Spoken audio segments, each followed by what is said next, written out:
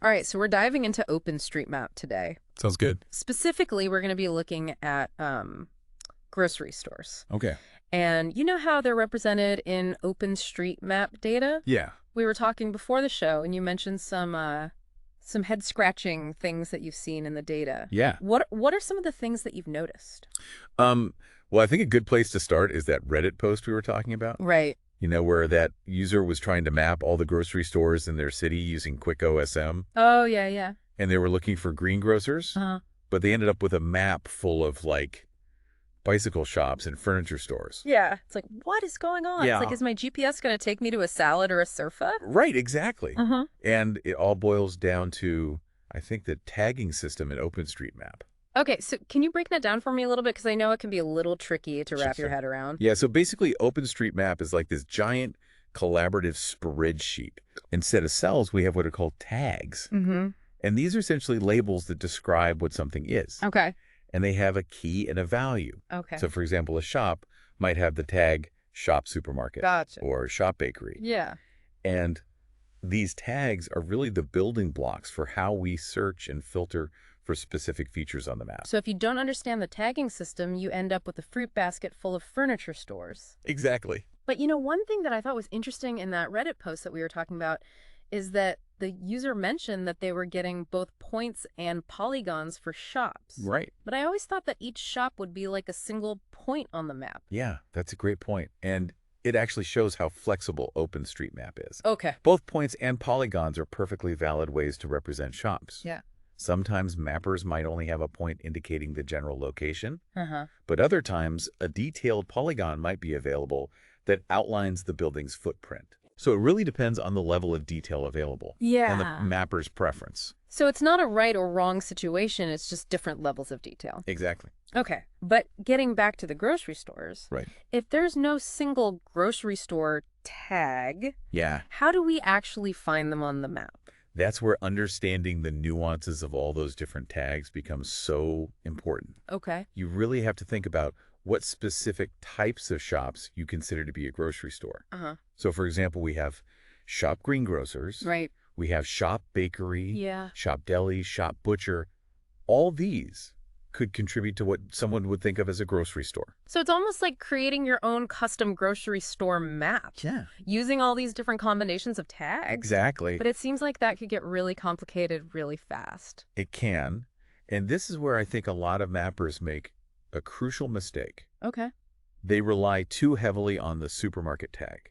And this often leads to an underrepresentation of smaller independent grocery stores, Interesting. which can really skew our analysis of things like food access or market competition. Right, so you're not just thinking about the big chain grocery stores. Exactly. You're thinking about all the mom and pop shops that might be tucked away in a neighborhood. Right. Okay, so going back to our Reddit user for a second. Yeah.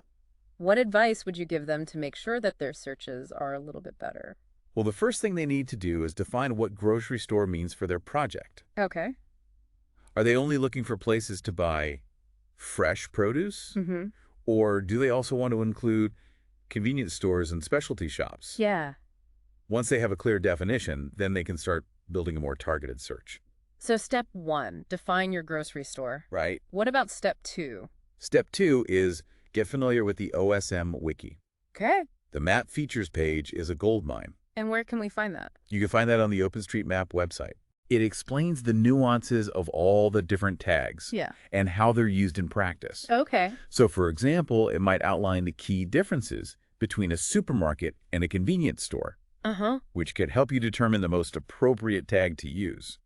Yeah, it seems like it's not just about knowing that the tags exist. Right. It's about understanding what they actually represent Exactly. in the real world. Yeah. Okay, so we've got a definition. Right. We're using the OSM wiki as our guide. Uh-huh. What's next? Well, let's say our Reddit user is specifically looking for shops that sell organic produce. Okay. Instead of just searching for shop supermarket, Right. they could add another tag to their query, Okay. something like organic ES. Gotcha.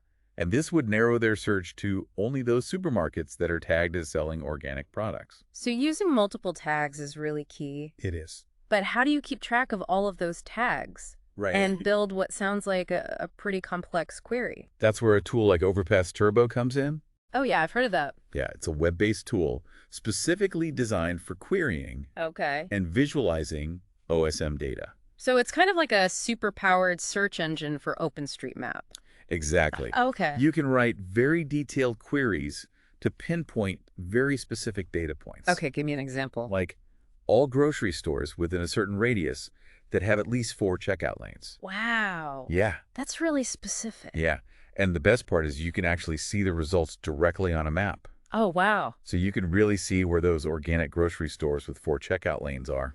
That's amazing. Yeah. I mean, for someone who's trying to get really specific Right. with their data, that sounds like a really useful tool. There is a little bit of a learning curve, Yeah, I bet. but luckily there are lots of tutorials and resources available online. Okay, cool. So, So once you get the hang of it, then you Yeah. can unlock all these possibilities for Yeah. analyzing all this data. exactly. Okay, so we've got our definition. We're Right. using the wiki as our guide. Mm-hmm. We're building these complex queries with Overpass Turbo. Yeah. What else should we keep in mind when we're mapping grocery stores? I think it's really important to remember that data quality and completeness can vary a lot Oh, yeah, that's true. across different areas. Uh-huh. Some neighborhoods might be really meticulously mapped, Okay. while others might have gaps or even outdated information. Right. And that's kind of the nature of OpenStreetMap, right? Exactly. It's crowdsourced. Yeah. So Yeah. anyone can contribute to the map, Yeah. adding details, correcting information. So even if I'm not like a mapping expert, Right. I can still make a difference. Absolutely. That's pretty cool. Yeah, and I'm thinking back to that Reddit user we were talking about Yeah. who was looking for greengrocers and finding furniture stores. Right. That might actually be a case of data that needs some attention. Yeah. And how would they go about fixing that? Well, if they were familiar with their local area.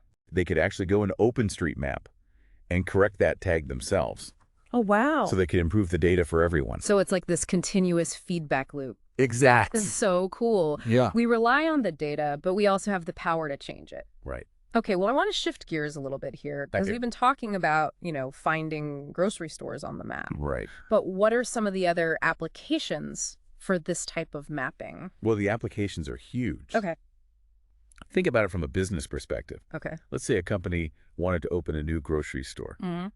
They could use OpenStreetMap data to analyze the existing market, Okay. identify potential gaps, Mm-hmm. and even assess their competition. So they could see what kinds of grocery stores are already in a certain area Exactly. and then figure out how their new store could fit in. Right. They might notice that a particular neighborhood has a lot of large supermarkets, Okay. but lacks a smaller, locally sourced grocery store. That's valuable information. Yeah, and it's all coming from OpenStreetMap data. Exactly. But okay, but I imagine it goes beyond just business too. Of course. Like what about urban planning or social initiatives? Yeah. City planners could use this data to assess food access, Okay. and identify areas that might be considered food deserts. Right. By looking at grocery store data alongside demographic information, Mm-hmm. they can get a much clearer picture of how well different communities are served by grocery stores. So you can really see where there are gaps. Exactly, and where access to fresh food might be limited. So we're not just talking about, putting dots on a map here. Yeah. We're talking about really understanding a city Yeah. and using that information to make decisions. Exactly, and it really highlights the potential of open data and collaborative mapping, Yeah. like OpenStreetMap. It's really amazing. Yeah, it's a powerful tool for social good, for community development, Mm-hmm. for addressing critical issues like food insecurity. I'm also thinking about the environmental implications too. You right? If you can see where there's limited access to grocery stores, Uh-huh. you could advocate for better public transportation Yeah. or the development of community gardens in those areas. Exactly. The possibilities are endless when you start thinking about all of these interconnected issues Right. and how OpenStreetMap data can be used to inform solutions. This has been so eye-opening. Yeah. It's really amazing to think about Oh. the power of this data. Uh-huh. But we've spent a lot of time talking about how to use the data. Right. What about creating it? Yeah. What advice would you give to someone who wants to actually contribute to Yeah. OpenStreetMap? Well, the first thing I'd say is don't be intimidated. Okay. Contributing to OpenStreetMap is actually easier than you might think. Okay. There are tons of resources available online, Uh-huh. including step-by-step tutorials and guides. Okay. And the OpenStreetMap community is incredibly welcoming Okay. and supportive of new contributors. So you don't need to be like a GIS expert No, not at all. to make a difference. Even small contributions, like verifying the location of a shop or adding some missing details, can have a big impact. Cool. Oh, And the more people who contribute, yeah. the richer and more accurate the data becomes. Okay. So for someone who wants to get started, Yeah. where should they go? I would say the OpenStreetMap website is a great starting point. Okay.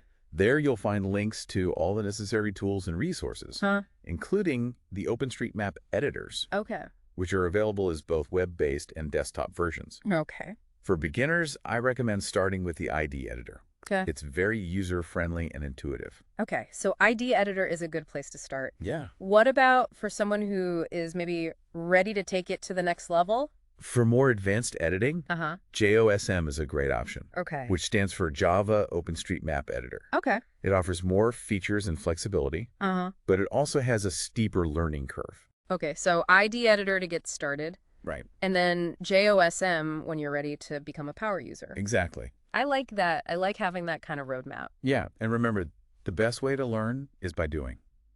Okay. So just dive in, start exploring. Uh-huh. Don't be afraid to make mistakes. Yeah. The OpenStreetMap community is there to support you. I love that. So it's all about collaboration and experimentation Exactly. and continuous learning. Yeah, it's a very vibrant and exciting project to be a part of.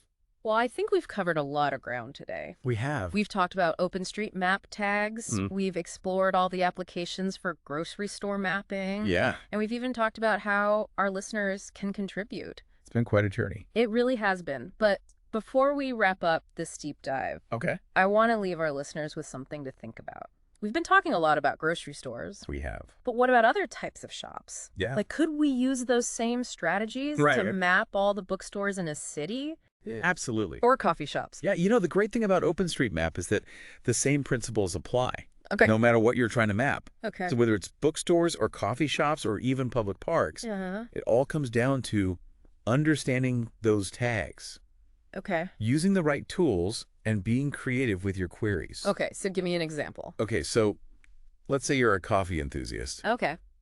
and you only want to find independent coffee shops that roast their own beans. Okay. I like where this is going. You could start with a tag Uh-huh. like Shop Cafe Okay. and then refine your search with additional tags Okay. like independent yes Gotcha. and roastery yes. So you're basically making your own custom map Exactly. of all the best coffee shops. Right, and I think that's what's so fascinating about OpenStreetMap Yeah. is that it really sparks this curiosity Uh-huh. to explore and uncover hidden patterns Yeah. in your own surroundings. And then when you find those patterns, Yeah. you can share them with the rest of the world. Exactly, and by contributing to the map, you're not just benefiting yourself, Right. you're benefiting the entire OpenStreetMap community. It's like a giant treasure map Yeah. where everyone can add their own little discoveries. I love that analogy. Well, I think this has been a fantastic deep dive It has. into the world of OpenStreetMap. Yeah. We've really gone deep I have. into these tags. Yeah. We've looked at all the different ways that you can use this data. Yeah. And we've even empowered our listeners to contribute to the map themselves. Yeah. It's been a real journey. It has. And I think the biggest takeaway for me Yeah. is that OpenStreetMap is so much more It is. than just a map. So much more. It's really a reflection of our Yeah. collective knowledge Yeah. and a really powerful tool Yeah. for understanding It is. and shaping the world around us. Absolutely. So to our listeners out there, Yeah. keep exploring, Keep mapping. keep questioning, Keep contributing. and who knows, Uh, maybe someday your local grocery store map Right. will help somebody discover their new favorite place Exactly. to shop. Happy mapping. Until next time, stay curious.